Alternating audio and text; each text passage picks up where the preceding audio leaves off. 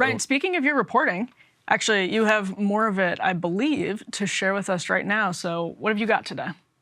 Oh, that's right. We do. That's what we're doing next. These used to be radars. What are we calling them now? Counterpoints? Old man's putting his glasses on. A counterpoint.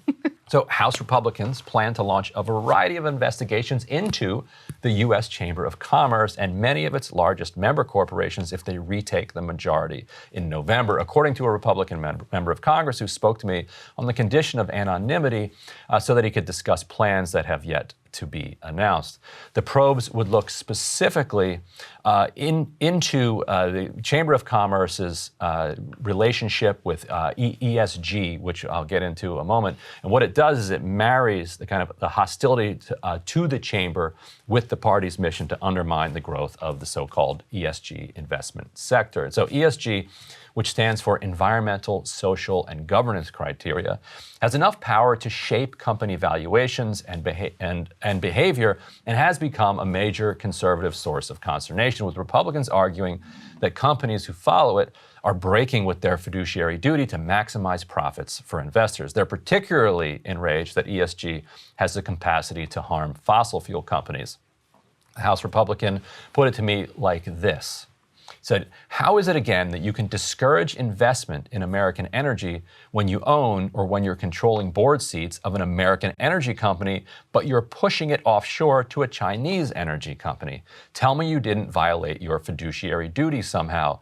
Then you throw that over into the Judiciary Committee hearings and you say, how do you reconcile this from an antitrust perspective? How can somebody actually be duty of care to the shareholders of one entity when your duty of care to the Chinese Communist Party's controlled energy company, unquote. So the GOP's war on today's Chamber of Commerce, which is a stunning turnaround from just a few years ago, has deep roots actually in the conservative movement dating back to the movement that formed around Barry Goldwater in the 1950s and 1960s.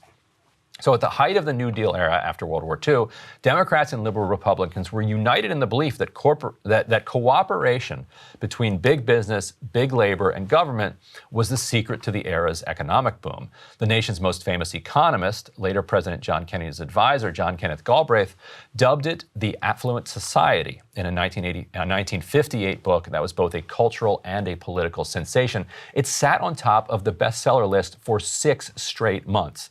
Now, arrayed against this coalition was an aggrieved and well-organized network of small and medium-sized businesses which felt like they were getting squeezed by the big guys.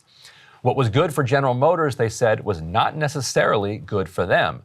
That same coalition has organized behind Donald Trump. Now, Big Labor and the New Deal coalition thought that they were living in a time of peace between capital and labor, but capital always knew that they were engaged in a strategic ceasefire, having been crushed by the Depression and unable to compete against the rising strength of the modern government. But there was no real peace, and business launched its counterattack on both labor and government in the 1970s, ushering in the neoliberal era.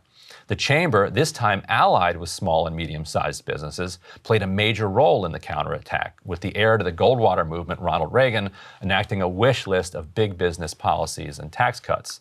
The chamber started drifting back to the center in the early part of the Clinton years, but was snapped back into place ahead of the Gingrich Revolution in 1994.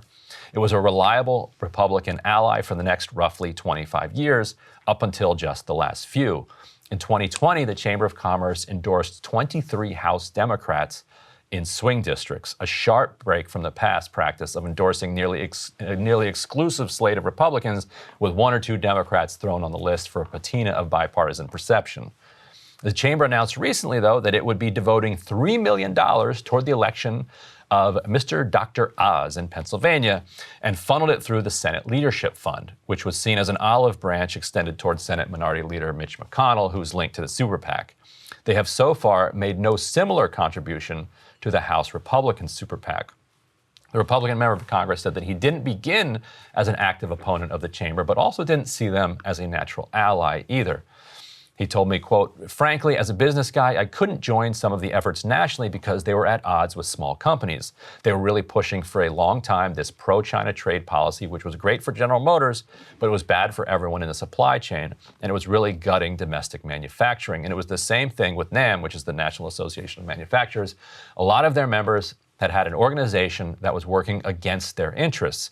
And the biggest members have certainly benefited from a lot of this stuff. And I think that's a big part of why Trump was so well received by this small and medium business community.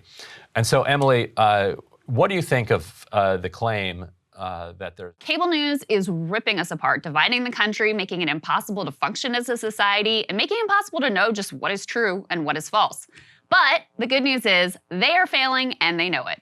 That is why we're building something new, a new mainstream, a healthier one, something more trustworthy, something that we are going to need in one of the most pivotal times in American history. We are building up here for the midterms, for the upcoming presidential election, but we need your help. So if you can help us out by becoming a premium member today at breakingpoints.com, we're trying to change America for the better and the entire world. So what are you waiting for, guys? Go to breakingpoints.com and sign up and help us build a new mainstream.